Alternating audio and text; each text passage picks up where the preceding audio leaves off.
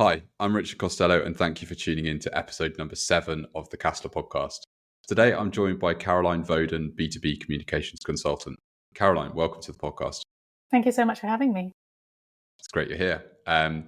So today, we're going to be talking about a range of topics, including B2B PR in 2025, the importance of connecting your content strategy and PR efforts, and also how small and medium-sized business B2B companies, can utilize PR effectively. But firstly, I thought it'd be great to give listeners a bit more context about who you are and your career and work to date.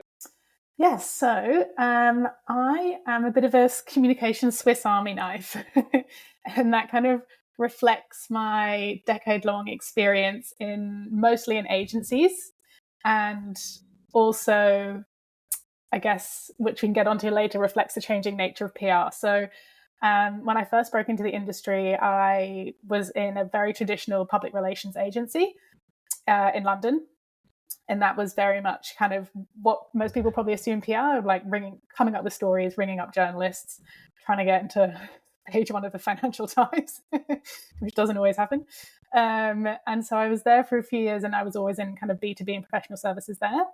And then I moved out to Australia 3 or 4 years after that, and have been here ever since. Been in a couple of agencies, and that they tended to move into kind of digital PR, and as PR shifted and changed, it kind of became more au fait with content marketing, influencer marketing, social media. And about a year and a half ago, I set up my own business. So now I'm a PR consultant. I also work on content strategy and content writing as well. And I have a part of my business that's more in issues management and crisis PR. It's great. And you're the second person from Australia, or based in Australia, who has been on the podcast out of 7 episodes so far. So it's great to have that connection.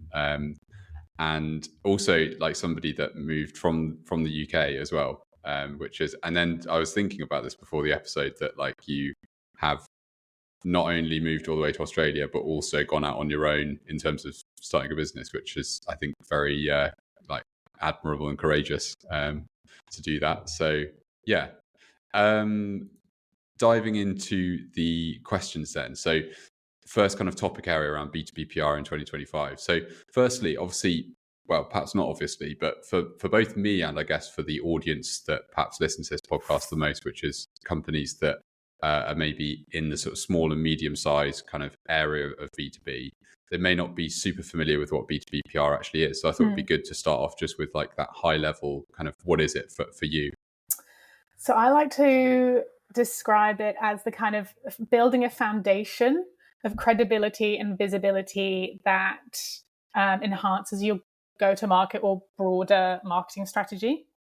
In quite very like practical terms, I guess, if to take one of my clients as an example, they're a B2B SaaS patient management system. So they sell into hospitals, and their kind of PR program looks like getting them coverage, kind of thought leadership as well as news, pick up in trade magazines and kind of the tech trades as well as kind of hospital trades. It might mean pitching into podcasts, get their execs on podcasts, managing their own blog, pitching for kind of thought leadership blogs within that industry as well. So it's really, enhancing your kind of visibility and your credibility. It's a lot about building trust, especially in today's landscape. And kind of, once you have that foundation, the marketing piece is more effective because people are more likely to already know you, pick up the phone to you, eventually buy from you. So yeah, commercial storytelling is another kind of spin I like to put on it. But yeah, that's kind of in a nutshell. Yeah. And to what extent would you say that PR is about, because this is when I was sort of researching it, and also just my kind of understanding of it is that it's a lot based on getting other people to talk about you and the value of that sort of third party validation. Is that how you would see it, or is it more of just because there was sort of different kind of definitions that I was coming across where some people were just saying it's about just managing perception in the public, and then there was others that are more talking about it's got that real big focus on other people talking about you and the importance of that. So I think it depends what stage of business you are in, or a lot of the time, it depends on what stage of business you are, kind of your key objectives. But most of the time, that foundation of trust and that credibility comes from other people talking about you. And that's why I think the stat that all PRs rely on is that public relations earned coverage is 3 times more valuable than paid. So like advertising, for example, because people are more likely to trust that coverage because they know you haven't paid for it. In theory, an independent journalist thinks that, your product or your news or whatever it is, your person has something important to say, and that's why they're covering it rather than you who just paid for that spot. So the value on the trust is the currency in that kind of world. The reputation management side of it tends to be for larger organizations.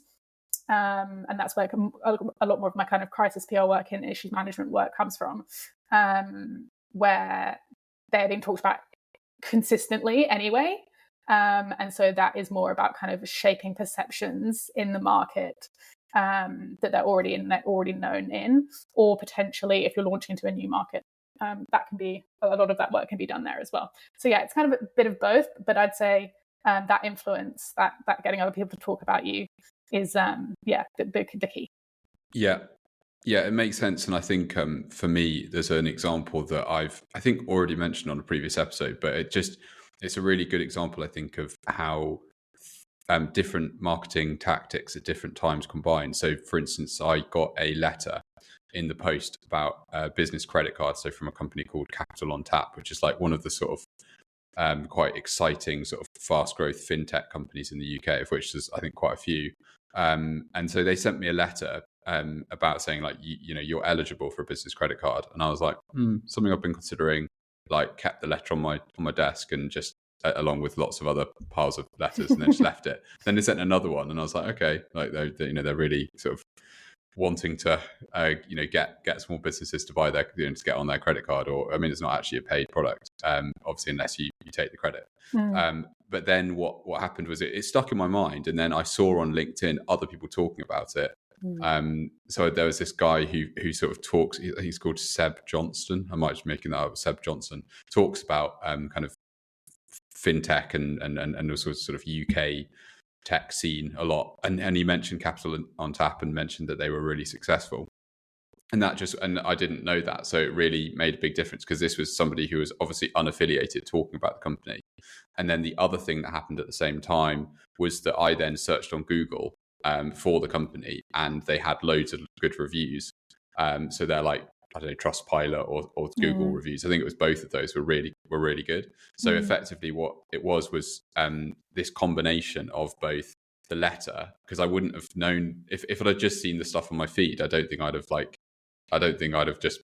wouldn't have registered with me. So it's the fact they had that kind of direct outbound sort of marketing combined with the sort of PR and good reviews and so on, that then combined. And I think that so much of decision making in B2B, like B2B purchasing decisions, are driven in that way, in terms of you've got like some kind of underlying like reputational stuff combined with shorter term like activation tactics, like literally as simple as like sending 2 letters in the post over like 3 months, and then that just like gets you a customer. So that's when you think about how PR, the landscape has changed so much since I started working in the last 10 years, and a lot of that is the kind of owned, earned and shared media are all kind of merging into one, which is exactly what you're describing there. It's a mixture of tactics, it's a mixture of marketing and PR and probably a bit of sales, all combining together, and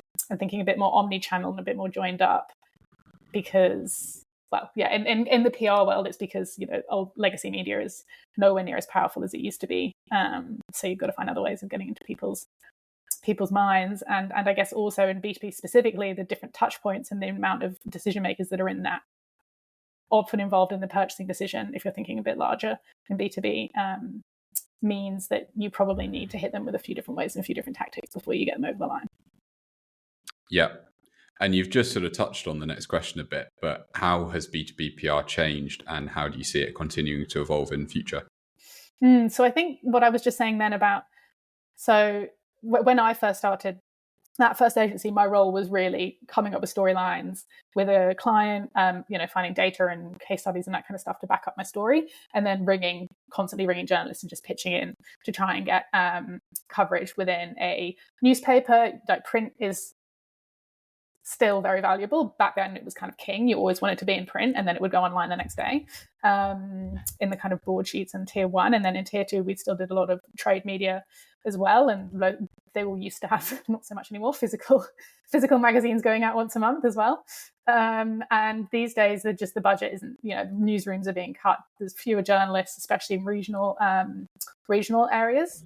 And I also think as a kind of society, we are a bit less trusting of information sources, and even that extends, I think, to verified kind of media channels. And so kind of all of that means that now PR is really about building trust. It's less about just getting coverage any way you can for the sake of it, and it's less about just news and product launches. There's kind of a more different ways that you need to be able to build trust kind of amongst your different markets.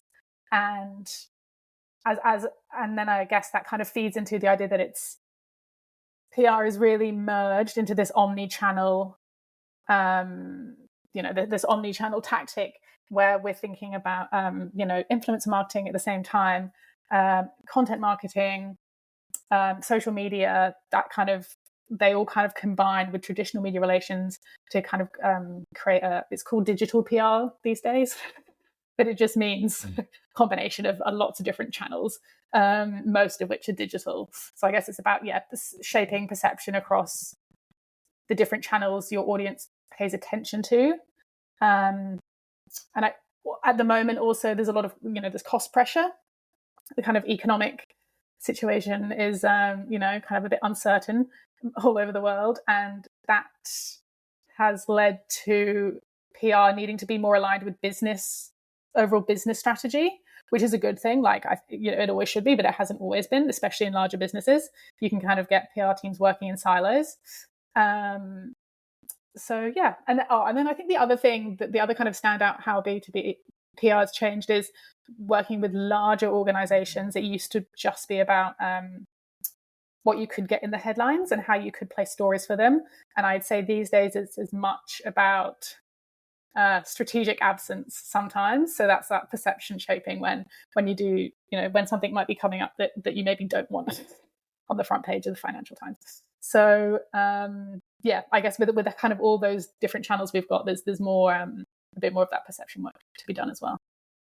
Yeah, I mean, it's the point you make about the evolving media landscape that's changed so much. It's PR will be one of those sort of areas that is sort of most impacted by that, I guess, in terms of the move to obviously social media and legacy media becoming less important. And then the other point that you were mentioning about sort of influencers, and increasingly, I mean, one of the things I'm seeing is that a lot of the time now when sort of broadcasters leave a channel, I don't know whether this is happening in Australia, but in the UK, there's a lot of the time the leading broadcasters are leaving the BBC or ITV or Channel 4, etc., and they're just starting their own thing, just on like YouTube or sort of these kind of although in some ways what's happening is that the same sort of, there's a new kind of establishment media arriving that is still quite large, but it's just centered around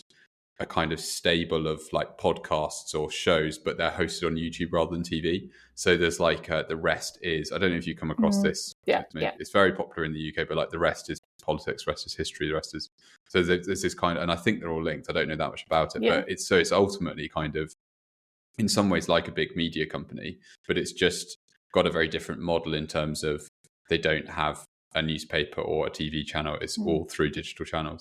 But I mean, to the point about influencer marketing and B2B, that's an interesting topic area. How have you sort of seen that work? What's your view on it? I think it can be really impactful for sure. And I think in the B2B kind of startup techie space, LinkedIn can be leveraged. If it's leveraged right, it can be really well. Go really well. I was actually just talking to someone earlier who is think he's CMO at Storylane, and they are running an influencer program, and they're getting like 700,000 new leads into the website directly, and they can attribute it directly to that program. Now they do have budget behind it, but they are focusing on micro influencers, which is really interesting because I do think that is a tactic that kind of scrappier startups can lean into a bit more, and it's all about that authenticity, that trust piece. And I think LinkedIn, if it's done well, influencing can feel, or working with influence partners on a kind of paid basis can feel, it feels a bit more authentic than kind of Instagram, where I think people are a bit more able to catch on quickly when someone's being paid. And also actually a lot of the people on LinkedIn, because it's more of a professional marketplace, the influencers are a lot more aligned and a lot more, they're a bit more picky about who they'll work with, and they really have to feel that there's an alignment with what they normally talk about, their values, and they're quite protective of their audience as well. So yeah, it can work really well. The costs can like vary widely. But kind of with micro influencers, if you do the work into figuring out exactly who they're talking to, and you can find out so much great kind of demographic information on LinkedIn, and get really granular with your targeting. It can work really well. Yeah, I think it probably is one of those areas in B2B that is sort of underutilized, where there's a real opportunity to, and then it will probably get to a point, maybe like how it has in the B2C side in Instagram, which I don't really know much about, but I'm just imagining it might be sort of, it gets to that point of maturity where it sort of starts to lose its legitimacy, but maybe in B2B it's still got a lot of kind of a way to go. I mean, I've seen a lot more of it on LinkedIn, where there's people that are ambassadors for companies, and they'll actually put that as like a job role. So they'll maybe be a small business owner or something, or even an employee somewhere, but it's often they're a small business owner, and then they've got quite a big following, and then they'll become like an ambassador of a bigger company. It's an interesting model. I mean, certainly I sort of, if somebody wants to sell something to me in B2B, basically the big thing that gets them to do that is other people talking about them on LinkedIn. Like that's sort of, because that's where I kind of go as my sort of like home for B2B stuff and like professional stuff. And then it's like, if you get other people to talk about your stuff on LinkedIn, even if it's kind of slightly transparent that they're being paid, like in some way, that's just really effective. People talking about how they use a particular product or service is powerful. 100%. And I think a kind of a marker or a signal that it's not as mature as the B2C Instagram, that kind of that influencing world, is that this guy I was talking to this morning, he said, because out of interest, I was like, do the micro influencers, do lots of them have talent managers? And he said, no, you need to be kind of 100,000 followers plus to have a talent manager on LinkedIn. Whereas when I used to work, I did a bit of work in B2C when I was younger, and if you have 10,000 followers on Instagram, you probably have a talent manager. So it's definitely kind of there's opportunity there, I think. Yeah, that's really interesting.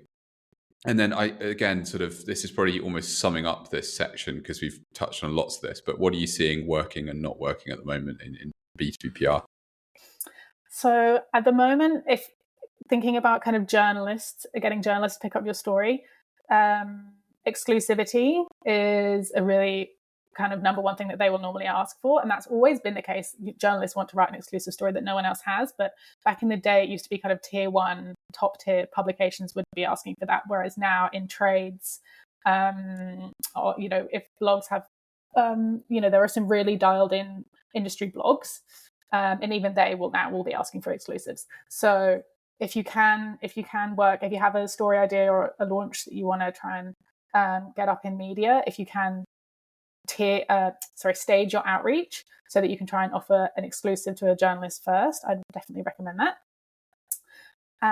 Proprietary data is another big one. And I think especially if you're a scrappier startup, then it's definitely worth thinking of, rather than spreading your spreading your costs for the year, trying to go kind of always on with PR, it's probably worth thinking about, all right, can we put 80% of our resources into 2 key moments and make sure that we have some proprietary data that we can pitch out for those that might go into a white paper. It doesn't have to be partnering with a company to run a survey. You can survey your customers just by emailing out to your email list and offering a gift card or something. We've done that before to get like a big enough sample size, or kind of digging into your back-end customer data and pulling out some trends that no one else would have access to. That's a really good way of getting some media coverage. Founder-led content, which is kind of that LinkedIn piece that we were just talking to, that builds trust equity a lot faster, especially if you're an unknown company and you don't already have a big name in the market and journalists aren't coming to you. And for example, with LinkedIn, if you can build up your founder's LinkedIn profile, that might help when you're pitching to media to say, he has a big following on LinkedIn, she or he has a big following on LinkedIn, people are interested in what they have to say. And I think the other one probably is trend piggybacking, or news hijacking is another way of phrasing that. And that's really being nimble and prepared to jump on a new piece of legislation, a surprise court judgment, or something, kind of a big trend or event that's happening in the world. So like for tariffs, for example, with all the tariff news going on at the moment, there's lots of great PR that's happening where I know because I'm being pitched some of it because I do some writing for some publications, where PRs have quickly worked with their kind of execs or to come up with a couple of comments that they can pitch out to their favorite journalists or journalists that they know are really active in their space, and get coverage up that way, because journalists need to write on those events and those stories. And if you can get into that inbox really quickly, that really is going to propel you kind of up the pecking order and help you get the coverage that you might not have got otherwise if you were pitching the same journalist, a new product kind of launch. So there's a kind of some things that are definitely working at the moment. Yeah, the point about proprietary data and also going for kind of big moments over rather than sort of spreading everything very thinly. I think that resonates a lot, and it just sort of sparked a thought in my head that might be totally way off. But just thinking about with the advent of sort of, I think people talk about answer engine optimization now rather than as like a new way of thinking about SEO. So rather than kind of optimizing for like position in search, you're optimizing for position within sort of like an answer from one of the AI sort of chat bot type of interfaces. And one of the things that people are talking about is that the value of that sort of commodity sort of how-to content or just answering questions. So that was like a kind of, I was reading this book about, it's called They Ask You Answer, I think. It's like a really famous book about sort of SEO and content. Forget the author's name, but basically it's funny. I was reading the edition published in 2019, so kind of just before COVID, and also just before sort of the AI, like no one was using sort of AI chatbots in 2019. So it's all about basically like there's a really good way of getting your business out there, which is to basically list out all of the questions that your potential customers will be asking, and then create all of the information for them to make an informed buying decision and put that on your website, including kind of some quite being open about everything. So talking about your competitors, talking about pricing, and that's this kind of model that seemed to kind of work quite well, or very well in some cases for businesses. And obviously that has sort of, with the fact that now I mean, this guy, who was the author, he was running a pool business, so like a swimming pool installation company. So he would write loads of articles about like, is it better to get a fiberglass pool or a cement pool, a concrete pool, I should say. And now I just feel as though that sort of model is kind of been really disrupted by AI, that just writing kind of basic-ish how-to content about your topic. People are now just going to go to AI, and that's not necessarily going to then link to your site. So I think that, to your point about, sorry, it's quite long-winded, but to get back to your point about sort of the big moments, I think that actually, and also perhaps the role of PR in being of increasing importance, because if you can kind of do something big and have lots of proprietary data, and maybe do your own research, and then also bring in those authority sort of sources and sort of distribution as well through media, whether that's traditional or kind of influencers and so on. Like the power of that in this new world where actually putting lots of content on your website is not as valuable because it's not going to be found as often. So actually that sort of leveraging big moments, proprietary research and data, and then also sort of other sources of authority and distribution could be a really good combination. 100%. I think even the best type, it is changing now, but like a year ago, I think even the best type of SEO, even if it was written for SEO, the best type of thought leadership, like probably had that anyway. Like I know Backlink, what's that company? Backlinko? Is that right? They do they use their proprietary data really, really well, and they don't spend thousands on surveys. They go and look through their database and they just find out. Sorry, not their database. They go back and they look at their internal kind of stats about their customers, and will pull out trends. And that kind of content, I think, always performs best in terms of always perform best in terms of searches because it was covering all of EAT. EEAT, Google's guidance around kind of authentic expert-led content. But even if you think about your publications, to your point, even if you think about your online media, they're not going to, it's less likely that they are going to use your external experts or your execs to answer those kind of how-to questions where they might have 5 years ago, to be completely honest. Like it was a lot easier to get those basic topics covered 5 years ago, whereas now, they do have other resources like AI. I'm sure they'll start leaning on AI more for that kind of stuff. So yeah, the value of points of difference, I think it is those experts, those case studies, and the data. Yeah, makes sense. So on to the next sort of question. And when we first spoke to prepare for this episode, you mentioned how businesses' content strategies and PR efforts should be talking to each other. What do you mean by this? So this is kind of goes back to what I was saying before about how the kind of advent of digital PR and how everything is merging a little bit within the kind of PR and content marketing worlds. And we used to be in silos. So your PR team or your person or your agency would pitch out to media. Your content marketing person would handle kind of full leadership of blogs, of white papers maybe. And now there's kind of just a missed opportunity on both sides, because if your PR team gets great coverage, but or you're on a podcast and your exec is on a podcast, you get the clip from it and it doesn't go anywhere, like you've missed a chance to amplify that content across probably 3 of your different own channels.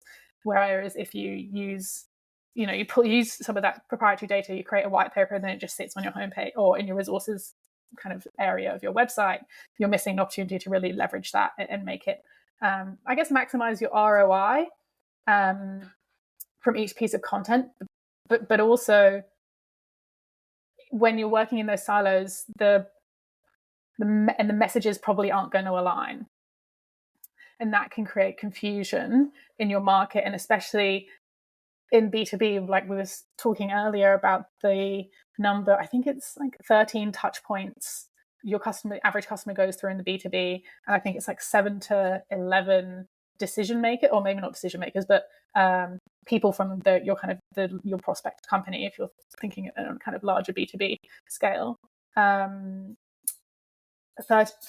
7 to 11 people will come across the product internally before someone makes a decision to buy. So the chances of someone, just seeing one blog or, reading one piece in Manufacturers Monthly and then deciding to buy on a kind of B2B timeframes is probably pretty slim. It tends to be, they see a ad campaign, and then maybe they read about you in a paper, and then maybe someone on LinkedIn talks about you, and then the exec's on a podcast that they listen to, and then they get there's multiple touch points. And if your messages aren't aligned across all of those touch points, that person isn't going to come away with a good idea of who you are and what you offer.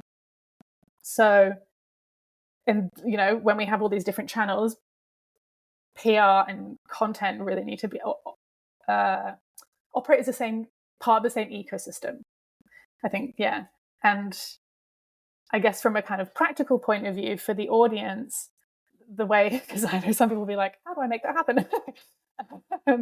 If you have the resources at kind of starting your financial year, your calendar year, whatever you're doing for kind of your communication, starting with a communication strategy as kind of your overall strategy, which will kind of step through, like objectives, audience, or key messages, and then tactics, which is where you kind of figure out, all right, we're doing social, we're doing media relations, we're doing sort of blog and white paper.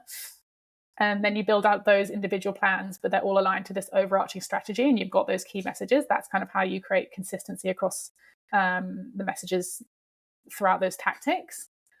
But not everyone might have the kind of resources to come up with or develop a communication strategy. So if you're a bit scrappier, I'd say thinking about, okay, make sure you've got your positioning kind of nailed, and then for this quarter or this year, what are the key 3 or 4 key messages or stories that we want to be known for that align with our business goals, and then kind of making sure that the content marketing and PR both are working to those same stories, and maybe sit down like once a month or once a quarter and make sure that kind of your calendars are aligned. And if you've got podcast recording coming up, it's then going to be amplified across these channels. Or if we're running this data for a blog post, make sure that we pitch intermediate first as an exclusive, and then it goes up on the blog. So yeah, that's kind of practically how I'd put that in place. Yeah, it makes total sense to do that from how you've explained it. And I think also it seems perhaps connected to also that sort of blurring of the different types of media that you're referring to earlier on. I don't know, in terms of, is that sort of part of why it's important? Yeah, 100%. There are so many different ways that we all get our information, and I think it's about thinking about where your customers are, and they're probably not just only in one place, right? So the way that you're going to hit them in the way that you need to, with the right key messages at the right time, needs to be a kind of coordinated effort. Yeah, makes sense. And onto some other questions that some B2B PR hot potatoes potentially. So can and should B2B PR be accountable for measurable impact on revenue? Yeah, so this is a PR's like worst question when a client comes to you and says, how many sales are you going to get me? It's very hard. And it's something that our industry has kind of struggled for a long time. From my point of view, like PR is about that foundation.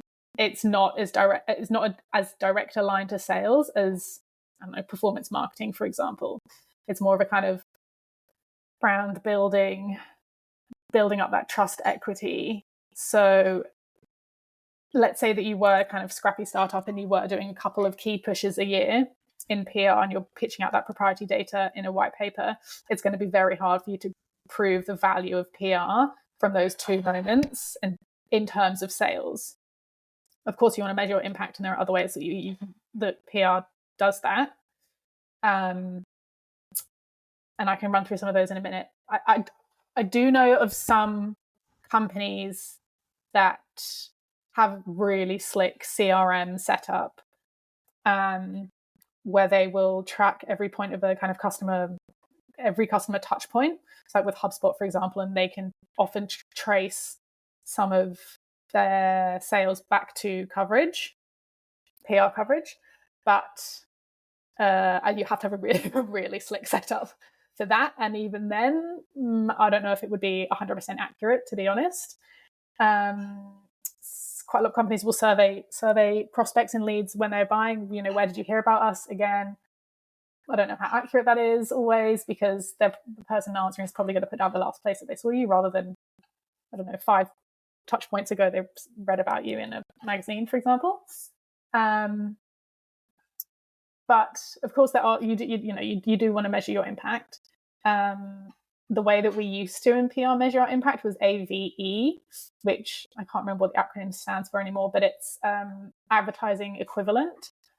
So it's we got this spot for free. You've probably paid someone, of course, to kind of execute the PR tactic, but you get the spot for free versus if you bought this same spot and you paid for it, it would be minimum 3 times the amount. So that is a kind of a way that we used to measure ROI, but it gets a bit vague. You're not relying on 100% accurate data. In terms of other ways, I guess there are probably a combination of metrics that most of us, including me, use to demonstrate impact, and it kind of depends on what your objective is of the PR that you're doing, if it's raising awareness or changing perception. But that tends to be number of media coverage, reach of the coverage views, sentiment is a big one, key message penetration, and that's basically like, is our CEO quoted in the story, are our 3 key messages that we place throughout, have they been included within the story? Traffic to website is a good one in certain circumstances. So if I work with property developers, if we get a piece of coverage in a local paper, normally you can see a lot more traffic to the website on the day that story or paper kind of drops. Whether you have the right tracking set up to track if it's converted into a sale is a different matter. But you can use a kind of combination of all of those to, I guess, measure your impact, but not really in terms of direct sales. It's how I think about it. Yeah, it makes sense, and I think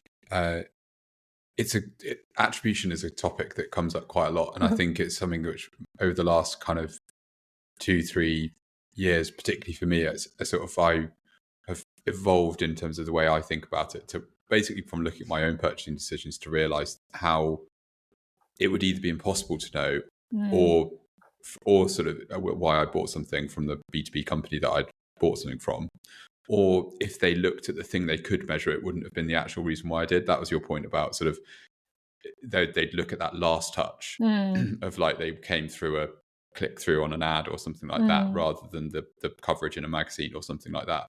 And that example I talked about with the credit card from Capital on Tap, like they had a code on the letter. So ultimately I kept the letters on my desk and I went back and like used the code or something like that, or the URL on that letter to then, and so they'd have been like, right, letters, great, we should do more of those. But actually it was like the fact that their reviews are really good and they also have other people talking about them. That was actually like, without that I wouldn't have done it. And both were actually really essential. So it's not to say that the letter didn't work but it's like, I think that if you only look at what you can measure, it's just a kind of obvious thing, but it just doesn't tell the whole story. But it was also interesting what you're mentioning. You mentioned earlier on in this episode, there was that example where you had the influencer where you give them a specific link and then you can then easily track. I think you mentioned like 700 leads or something like that around that. So I think that there are probably some opportunities where you can do it, but I think it's like probably one of those things where you shouldn't be limited by what you can or can't measure, and prevent yourself from just doing what's kind of sensible, and also, as you were saying as well, measure those broader impacts or kind of other impacts that are sort of other kind of KPIs that are obviously going to be valuable, and just sort of trust that that's going to lead to revenue down the line.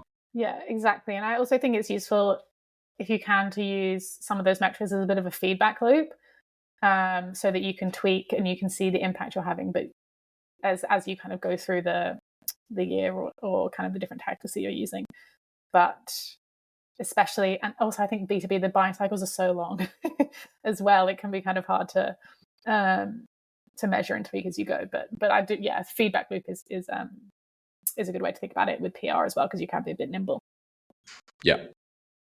And probably like a massive Pandora's box, and I'm conscious of time, but I will ask this. I'll ask these questions, but probably we probably need to move to sort of vaguely kind of quick fire. So what impact, if any, has AI had on B2B PR? I think the largest impact it's had is around reporting. There is a lot of reporting work that goes into PR to try and demonstrate the value, as we've discovered, as we just talked about. It's a big topic, so there's a lot of different metrics you can track. There are a lot of media monitoring and sentiment analysis tools out there now, and they are going to speed up that element of the job immeasurably. So that's probably the largest impact I've seen so far. That's really interesting, because it's probably, and I kind of like the answer, because it's how sort of we tend to use AI ourselves, in terms of using it for more of the kind of prosaic, like lower sort of value things that are just basically taking something that doesn't involve a great deal of sort of or any kind of human creativity or sort of so automating things or using AI to make reporting a lot faster and better is seems like a good way of doing things.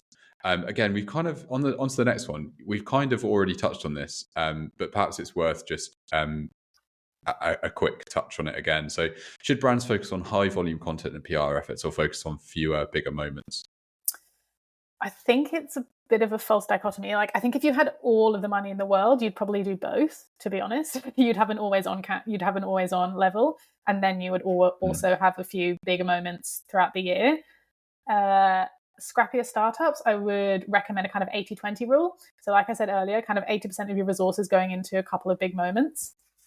And that might be spending money on getting research, developing a really bold kind of thought leadership piece, taking time to get case studies and experts aligned, and then maybe seeing if you can host an event on it, a roundtable, that kind of thing, and invite a couple of journalists along.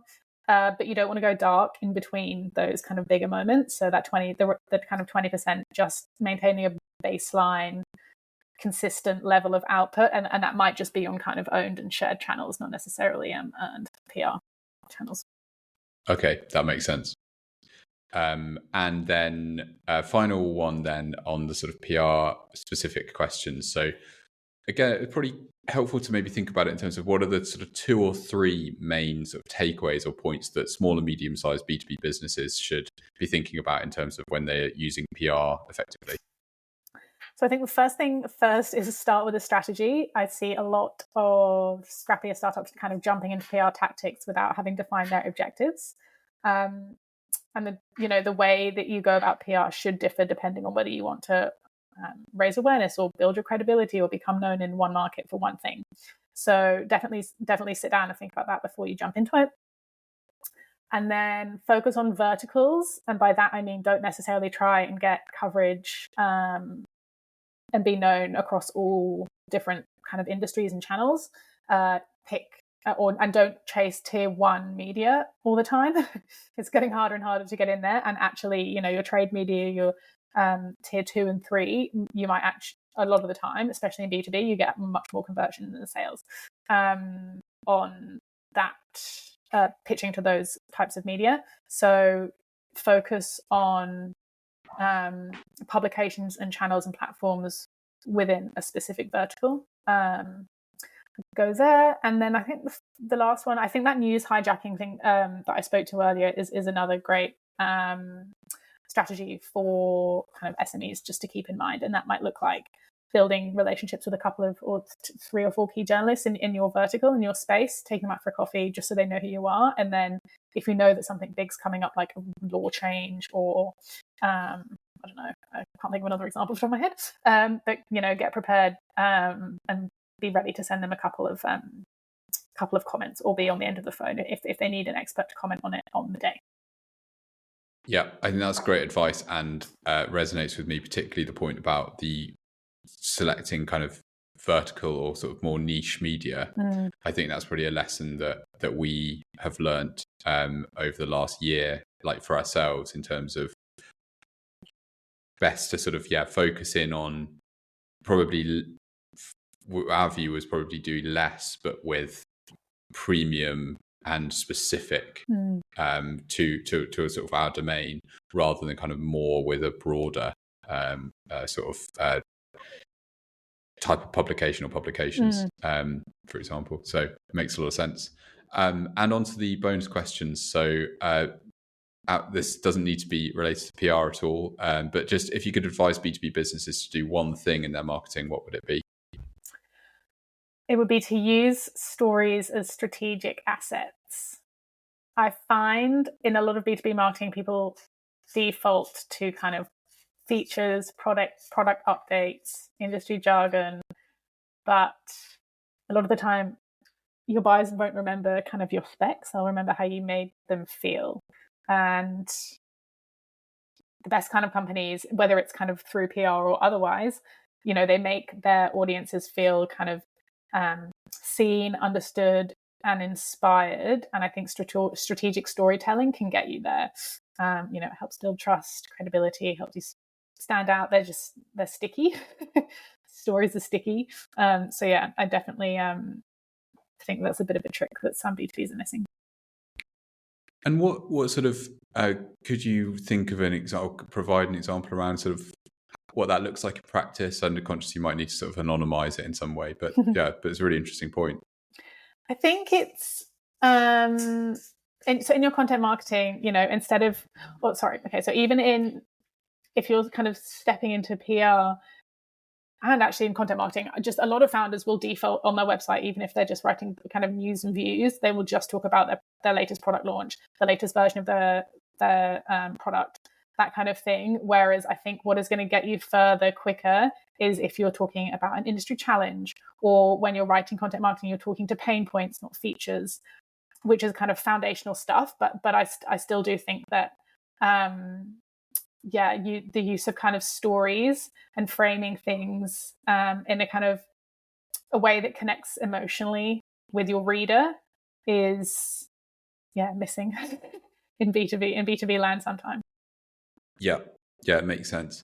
Yeah, I think it's probably something I don't naturally find easy. I think I'm somebody that like looks at things in a very kind of like direct, like what does it do? And so probably, but I think, it makes a lot of sense. And finally, what's your most contrarian take when it comes to B2B marketing? So I've been thinking a lot lately about how, as marketers, we have maybe let the side down a bit and focused a lot on too much on sales and not enough on brand building. And this might be I do work a lot in the B2B tech space. And I've definitely found, and I know a lot of my other peers have found, that a lot of marketing and sales is kind of mushed at the moment.